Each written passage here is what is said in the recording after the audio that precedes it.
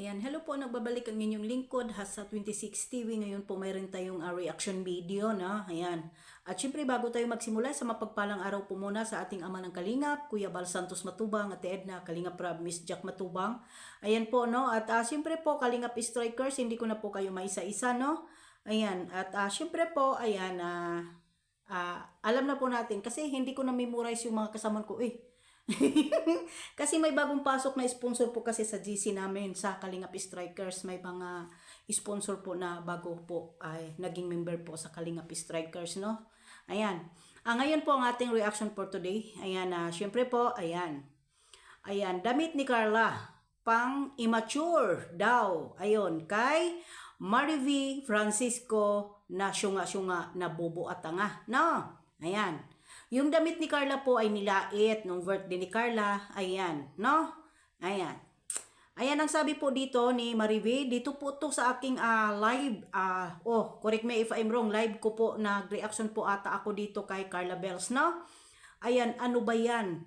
Di umaayon ang damit mo sa iyo. Ayan po, ayan. Nagiging immature ka talaga. Ayan, pati attitude mo. Di nag-change. Kaya nga ba ako pinabwisit mo, basher at hitter mo. Carla, di mo deserve yan. Mag-asawa ka na lang. Yan ang sabi ni Marivi Francisco. Okay, kasi po, nagiging immature daw po si Carla sa kanya pong suot na birthday gown noong 20th birthday ni Carla. Ito po ay ang sabi po ni Marivi. Ayan, nabasa na po natin. Ako po ay magbigay po ng opinion. Alam mo po, sa totoo lang, base po ito sa nakikita ko po sa iyo, ay kapag ikaw po ay pinapasuot po sa damit na sinuot ni Carla, anong hitsura mo? Para kang pato. Kasi ang taba-taba mo, ang taba-taba mo nga pa nga sa profile mo, ano pa kaya sa personal? Hindi ba? Bago kasi tayo manglait, siguraduhin po natin na perpekto po ang pagkatao natin, na isa din po tayong kalait-lait. Di po ba, Marivi Francisco? Nagmumukha nga si Carlang Barbie. Sa suot niya, ang ganda-ganda po niya, nakikita po yung parang talagang grabe yung kanya pong birthday party. Pero ikaw lang po talaga na sinabi mo na immature, bagay lang po yung suot na parang walang isip sa tingin niya, walang isip. Nagiging immature daw si Carla sa suot niya, bagay. Ano kaya kung ikaw na lang po ang magsuot nun? Bagay kaya sa'yo? Para ka sigurong pato? Kasi ang taba-taba mo, te. Ang taba-taba mo, te, at wala ka rin pong karapatan. Dahil ni pisong duling wala kang ambag doon sa birthday ni Carla. Ang iyang ambag mo lang yung kainggitan at yung kamaritis mo sa pangingialam sa buhay ng may buhay. Pakialaman mo yung buhay mo, pakialaman mo kapatid mo, pakialaman mo kung ano ka, dahil nabalitaan ko pala ito. Ito po pala si Marivi Francisco ay walang anak, isa pong dalagang ina. Kaya pala todo siya panglalait kay Carla, kasi pinanindigan niya na wala tayong malalait sa kanya. How about naman po? How about naman po sa kapatid mo? Anong hitsura po siguro kapatid mo? Parang pagong. Kasi hitsura mo palang para kang pagong, napakalapad ng pagmumukha mo at kansing laki ka ng drum. Ano na kaya ang hitsura ng mga kapatid mo? Kasi ang hitsura mo palang para kang pagong. Kapag ikaw din po nagsuot, sorry for the words, Diba? At huwag natin pakialaman yung buhay ng may buhay na hindi naman po tayo ang nagbigay po sa kanila ng blessing sa birthday ni Carla. At hindi naman po ikaw. Inggit ka lang po talaga, Marivi. Marivi.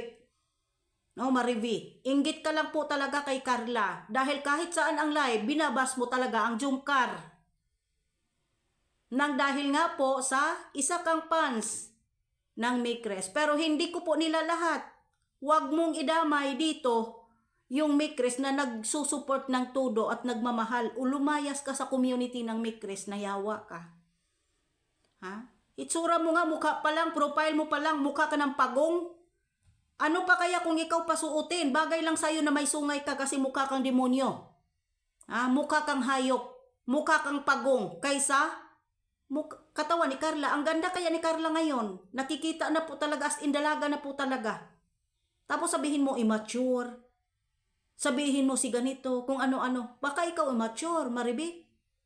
Francisco, baka ikaw yung immature. Sa sobra pong inggit mo kay Carla, nagiging immature at nagiging isip bata ka na kasi hindi ka mapakali sa pagsigi pang ano po pang aalipusta, pang lalait. Kumbaga po ba, siging panuway, siging panglibak sa pagkatao ni Carla. Wala ka nga ambag Asikasuhin mo na lang yung pamilya mo. Asikasuhin mo na lang po yung kapatid mo. Hindi ka kagandahan, timukha kang pagong. Hitsura mo pa lang, puryagaba. Para kang balyena. Maribi, Francisco, chinichik ko po yung ano mo, Facebook page mo sa Maribi Francisco. Kung ikaw man, magkaparehas kayo ng profile, puryagaba sa iyo. Para kang drum, para kang pagong. Para kang katawan ng pagong. Huwag kang manglait, ikaw ang immature, baka nga kasi kako kapatid mo immature, kaya ka nakapagsalita ng immature si Carla kasi sa sobra mong inggit na ayaw mong umangat, gusto mong pabagsakin, no? Nakataghana na po talaga ni Carla na deserve niya yung ano ang narating ngayon. Yun lang ang masasabi ko sa iyo. Wala ka karapatan. At tayong lahat, wala tayo karapatan mamintas at mag-underestimate po sa bawat tao at lalong-lalo na po kay Kalinga Prab dahil isa kang basher ni Kalinga Prab. Magpakita ka sa live ko, doon mo. Kapal ng mukha mo, Hindi ka na nahiya sa sarili mo, wala ka na nga ambag, sige ka pang ano. Di ba? Ano nga po ba ang nagawa mo sa buhay mo? Sikat ka ba? Nakaya mo po bang kaya mo pa bang kaya mo bang tawag nito higitan ang isang Kalinga Prab? Kaya mo bang higitan ang kasikatan po ni Carla Bells ngayon na hindi niya pinapangarap noon? Kusang dumating sa kanya dahil sa tulong po ng Kalingap. Di ba? Ngayon, maitanong ko lang sa iyo, kung naiinggit ka, magbigti ka. Magpakamatay ka na lang para naman kahit papaano matapos na yung buhay mo na hindi mo na makikita yung Jomcar na umaangat sa kanila pong mga kanya-kanyang sarili, sa kanya-kanyang buhay, sa kanya-kanyang mga pangarap nila. No. Yun lang. Masasabi ko sa iyo. Ingat-ingat din minsan kasi para hindi maibalik yung sinasabi mo na immature. Hindi ba? Yan lang masasabi ko. Magbigti ka, magpakamatay ka sa sobrang inggit mo kay Carla. Okay? Hanggang dito na lang po. God bless sa ating lahat.